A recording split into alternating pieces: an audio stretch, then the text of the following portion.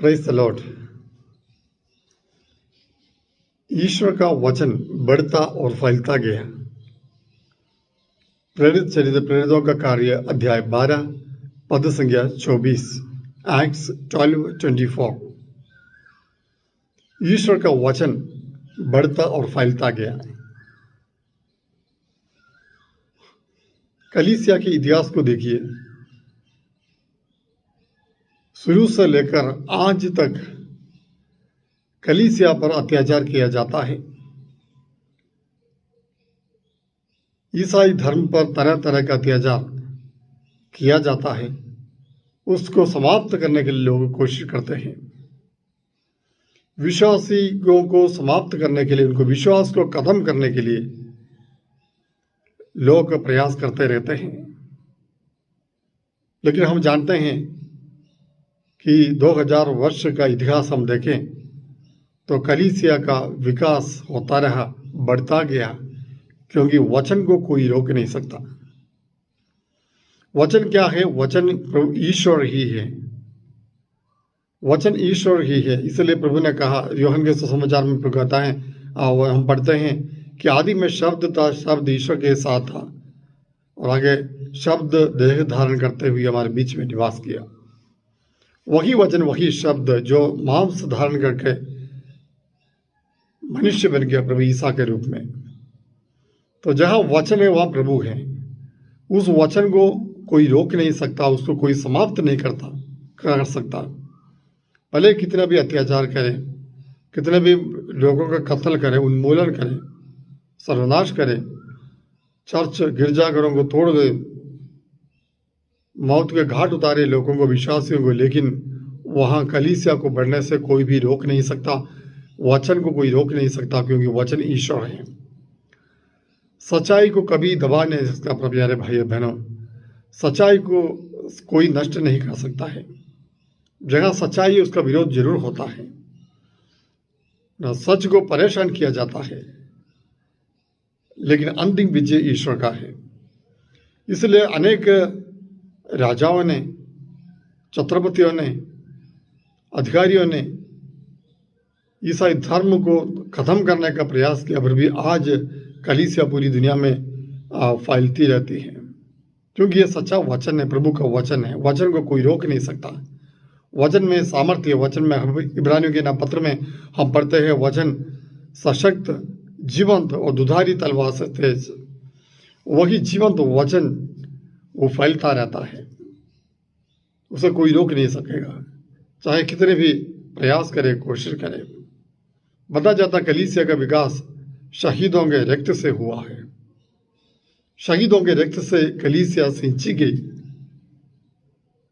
अब एक व्यक्ति को मारेंगे तो वहां पर 10 व्यक्ति कल खड़ा होंगे, क्योंकि ये प्रभु का कार्य है।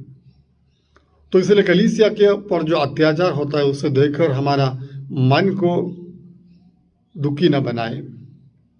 विश्वासी सजाए जाएंगे, क्योंकि हम इस दुनिया के नहीं, इस संसार के नहीं। प्रभु यीशु ने कहा कि तुम इस संसार के नहीं हो। इस संसार का आत्मा तुम्हें समझ नहीं पाएंगे। इसलिए लोग सताएंगे, अत्याचार करेंगे, विरोध करेंगे, परेशान करेंगे, मार डालेंगे, जला देंगे, लेकिन सच्चाई अंतिम दिन तक जीतती रहेगी। तो हमें चिंता नहीं करना चाहिए। वचन बढ़ता और फैलता गया। आज के जमाने में भी, समय में भी देखिए, जहां जहां पर ईसाइयों पर अत्याचार किया गया, जहां जहां पर विश्वासियों पर अत्याचार किया गया, सताया गया, वहां पर कलीसिया और जोर से बढ़ने लगी है, क्योंकि प्रभु का कार्य है। प्राय भाई बहनों, तो जब संकट आते हैं, परेशानियां आती हैं, उस समय हमें हिम्मत नहीं हारनी चाहिए, प्रभु पर भरोसा रखना चाहिए, क्योंकि प्रभु का कार्य कभी समाप्त नहीं होता। यह कार्य फैलता रहेगा। अगर आप विश्वासी हैं तो आप प्रभु के लिए अपना प्राण की आहुति देने के लिए आपको तैयार होना चाहिए। ये सच्चा विश्वास है। यीशु ने कहा, इससे बढ़कर कोई प्रेम नहीं जो अपने भाई के लिए अपना प्राण समर्पित करे। और यीशु ने खुद सलीब पर, क्रूस पर मरते हुए हमें बताया कि वो हमसे दुनिया से प्यार करता है, प्रेम रखता है, दुनिया के लिए मरने के लिए भी तैयार हो गए ताकि हम जीवित रहें। हाँ प्यारे भाई बहनों, हमारा विश्वास, हमारा धर्म, ये सब एक आत्मीय संघर्ष है, एक लड़ाई है। लड़ाई किसी मनुष्य के खिलाफ नहीं, हमारी लड़ाई दुष्ट आत्मा और उसकी सेनाओं से है, शैतान उसकी सेनाओं से है। तो हमें मनुष्यों से नफरत नहीं करनी चाहिए, मनुष्यों से लड़ना नहीं चाहिए। मनुष्यों में कार्यरत उस दुष्ट आत्मा से हमें लड़ना चाहिए। उसे समाप्त करने के लिए हमें वचन टू भी हथियार लेना चाहिए, प्रार्थना का हथियार लेना चाहिए, उपवास परित्याग का हथियार लेना चाहिए। तो अब हम जीते रहेंगे। जब तक कलीसिया में यह सब है, विश्वास के जीवन में यह सब है, हम जीते रहेंगे। आमीन। सर्वशक्तिमान परमेश्वर, आपको धन्यवाद देते प्रभु। युद्ध के समय, लड़ाई के समय हमें साथ दीजिए प्रभु। पवित्र आत्मा हमें सशक्त बनाइए प्रभु। हमारी हिम्मत हम कभी ना हारे प्रभु। विश्वास से हम ना डगमगाए प्रभु। हमारे पैर ना फिसले, इतना सामर्थ्य और शक्ति हमें प्रदान किए।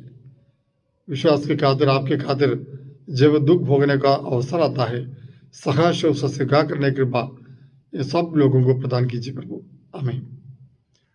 हमारे प्रभु यीशु मसीह की कृपा, पिता ईश्वर का प्रेम और पवित्र आत्मा का संसर्ग आप सबको प्राप्त हो, अब, सदा और सर्वदा। आमीन।